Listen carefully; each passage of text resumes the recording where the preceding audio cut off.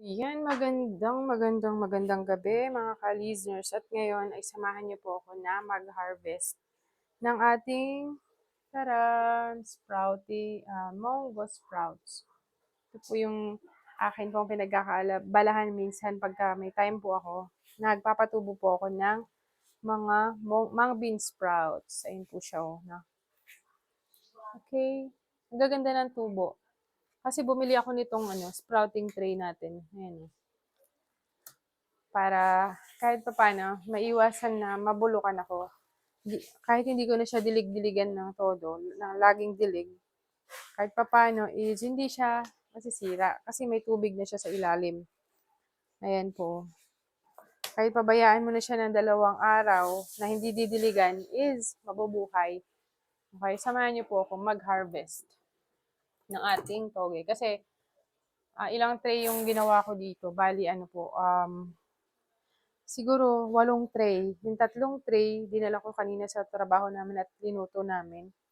Tapos yung iba nandito, bibigay ko bukas kila nanay para maluto nila. Ayan. Actually, yung pagpapatubo ng toge is dapat hanggang 3 days lang or 2 days to 3 days lang. Kasi once na sumobra, katulad yan, mapapansin niyo po siya, oh, nagkakadahon. At hindi maganda, lalo na hindi ito pwede ma-expose sa ilaw. Kasi nagiging green yan.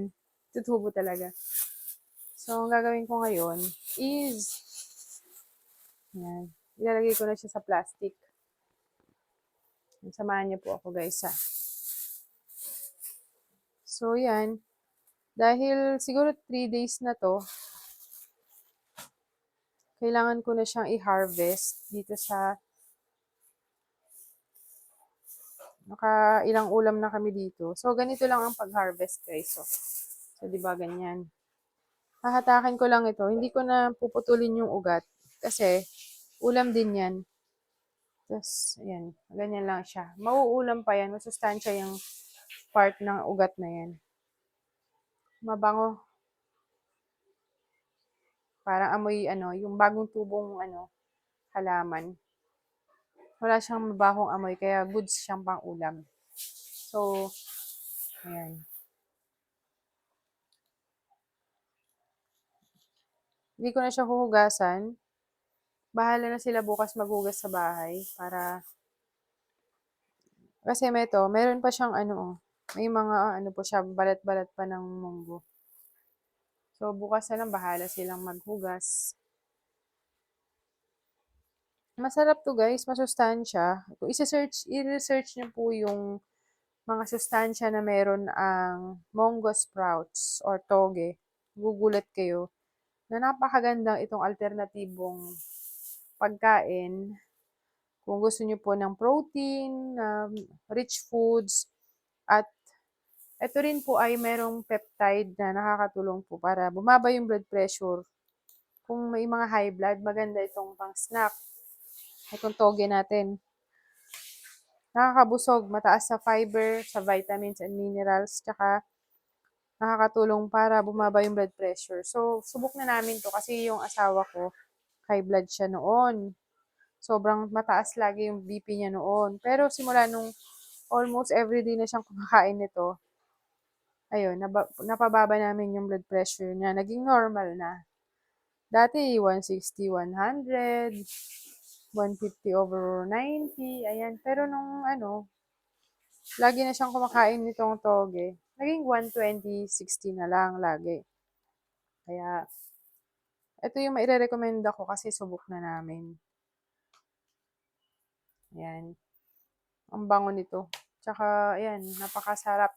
Maraming luto ang pwedeng gawin dito, guys. Ito, isang tray lang yun.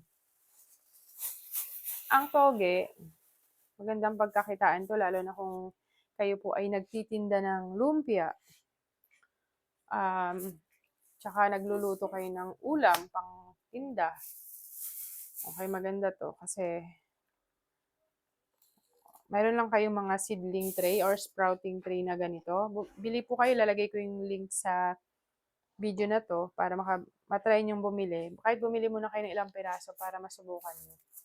Then, bumili kayo ng munggo, yung fresh, yung Huwag yung ano luma na ha, kailangan as much as possible bagong harvest yung munggo na papatubuin niyo.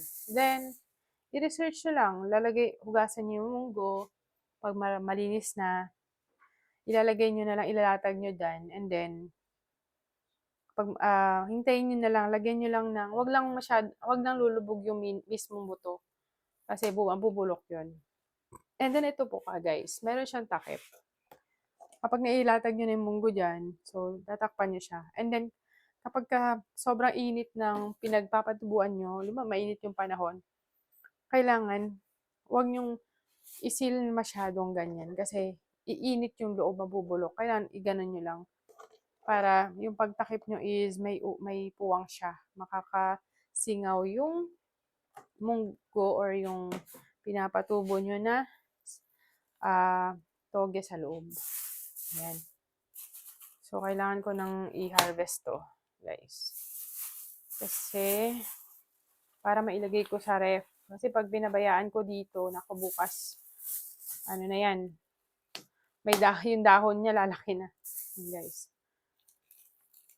Tsaka, huwag niyong iiwan na naka-expose to sa araw o kaya sa ilaw. Kasi, katulad ng nangyari sa akin noon, nag-harvest ako, nilatag ko sa mesa. Nakalimutan kong patayin yung ilaw. Pagising ko ng umaga, kulay green na siya. Naging, yung dahon niya kulay green na. Kaya, hindi ko na naibenta. Kundi, pinamigay ko na lang. Pero hindi naman nagbago yung lasa. Okay pa rin naman yung lasa. Kaya lang, syempre, nakasanayan ng mga tao na togi, puting-puti. Eh, yung togi ko noon, naging kulay green na. Kasi nga, naiwan ko na naka-expose siya sa ilaw.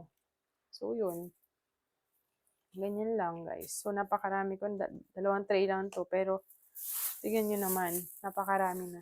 Ilang taon na yung mapapakain nito. Eto, Der. Pwede pa to? Bahala na sila bukas maghugas nito, no? Mag-iwan ka sa'yo? Ikaw na lang magdala bukas kasi kung bukas sila lulutuin to, ilagay mo muna sa ref. Kasi wala silang ref doon. Para maluto nila. Haluan mo lang to ng tokwa o kaya baboy o kaya atay. Masarap. Pwede ka rin mag-iwan ng ilang parang pangluto mo. Lagyan mo ng atay. Ano ba yung atay? Atay. So, yun lang. Pasilip muna. Pasensya naka-uniform pa ako. Pero, gabi na eh. Kakauwi ko lang. Sana nakapag-share na naman po ako ng simple vlog na nagpapakita ng aking pagiging mahilig sa mga halaman-halaman. So, wala man akong mga halaman na namumulaklak or mga gulay. Indoor planting naman ito. Tsaka more on nakakain yung mga gusto kong itanim. Gusto ko nga pangarap ko nga rin magkaroon po ng small garden eh. Kaso nga lang, wala naman kami extrang lupa. Kaya, bahala na pagdating ng araw. Siguro kila nanay. Pagka nabuhusan po yung bahay doon sa taas, pwede kami mag-garden sa taas. Pwede kaming magtanim-tanim ng mga pechay, mga kamatis, talong, ganun. O kaya sibuyas. Pangkain-kain lang. Para hindi na bumili. Di ba, Der? Kano kaya yun, Der? Tanong mo nga, pa-compute mo nga. Yung taas, pag binuhusan, tatanim tayo din ng mga pechay eh. Diba? So, yun na guys. Napakarami na nito. Ilang pamilya na yung makakakain nito. Or ilang tao na. Kaya, kung gusto nyo rin magtanim ng toge, okay, bumili kayo nitong tray natin. Para matry nyo na kung paano, guys. Napakasikat na to, no? Pag-iiwanan na kayo. Ayan, guys. Thank you.